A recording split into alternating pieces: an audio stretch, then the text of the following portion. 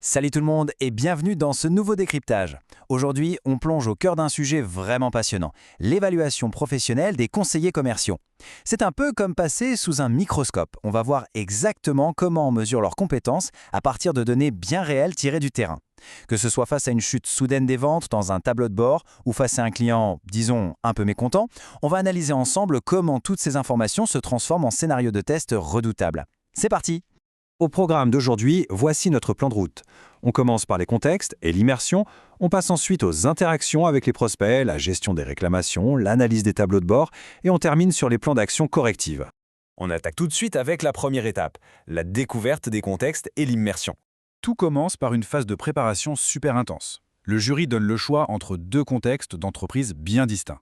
Imaginons par exemple qu'on doive choisir entre vendre une toute nouvelle flotte de véhicules électriques ou bien lancer un service de cybersécurité pour les entreprises. Une fois le choix fait, top chrono, 45 minutes d'études en totale autonomie. C'est vraiment le moment crucial où le professionnel doit littéralement absorber le catalogue de produits et les services avant d'aller affronter les imprévus du terrain. C'est la fondation de tout le reste. On passe à la section 2, les interactions avec les prospects et la fameuse collecte de données. Et là, la dynamique bascule complètement. On passe à l'action avec une simulation en temps réel de 20 minutes sur un stand de salon commercial. Et devinez quoi? C'est le jury lui-même qui joue le rôle du prospect. Le but du jeu, c'est vraiment de creuser pour découvrir les besoins en direct. Est-ce que ce prospect a un budget strict bloqué à 5 000 €? Est-ce qu'il a besoin d'un déploiement en urgence d'ici un mois? Toutes ces petites pépites d'informations qualitatives doivent être extraites, puis notées minutieusement dans ce qu'on appelle la fiche client. On enchaîne avec la troisième étape et pas des moindres. La gestion des réclamations clients. Ah, le fameux jeu de rôle du client furieux. C'est toujours un grand moment de tension pendant ces évaluations. Pendant 15 minutes, c'est un vrai crash test. Il faut gérer un face-à-face ultra complexe, où l'objectif est de trouver une solution d'apaisement. Imaginez devoir calmer un client qui a subi 3 semaines de retard de livraison, tout en respectant à la lettre la politique de l'entreprise qui interdit formellement de dépasser 10% de remise. C'est un vrai travail d'équilibriste. Et bien sûr, en parallèle, la fiche client doit être mise à jour pour bien documenter toute cette friction.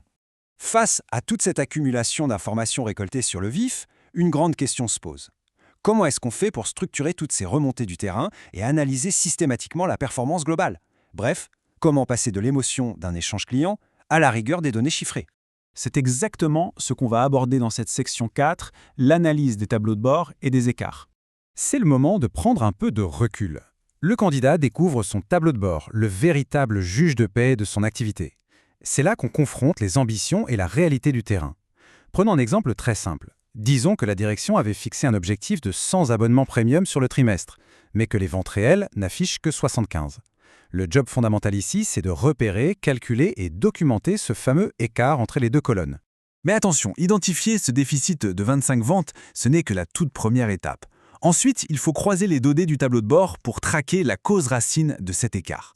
Est-ce que c'est dû à une rupture de stock soudaine en plein milieu du trimestre? Ou bien est-ce qu'un concurrent direct a lancé une promotion ultra agressive? C'est précisément là que l'analyse prend tout son sens.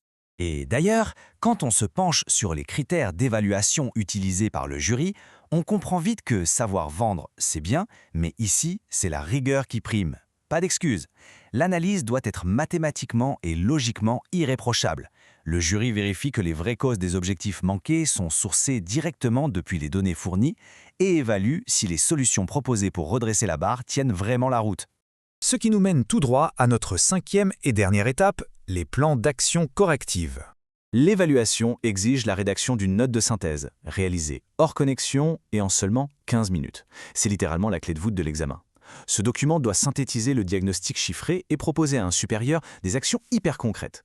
Ça doit prouver que la réflexion est complète. Par exemple, proposer une campagne d'emailing ciblée avec un budget marketing précis pour réussir à combler le fameux écart de 25 ventes qu'on a identifié plus tôt.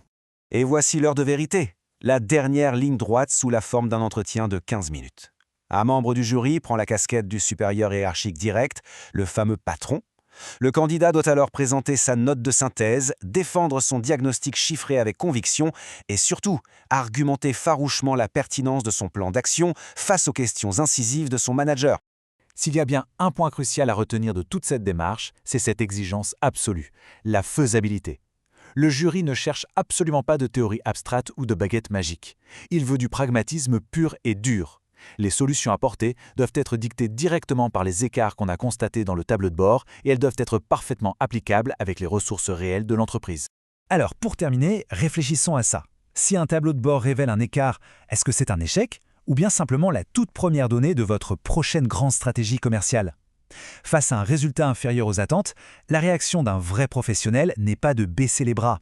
Cet écart chiffré, c'est finalement la boussole, la fondation stratégique sur laquelle bâtir le plan d'action suivant. Merci d'avoir suivi cette plongée passionnante au cœur de l'analyse de la performance commerciale et on se dit à très vite pour un prochain décryptage.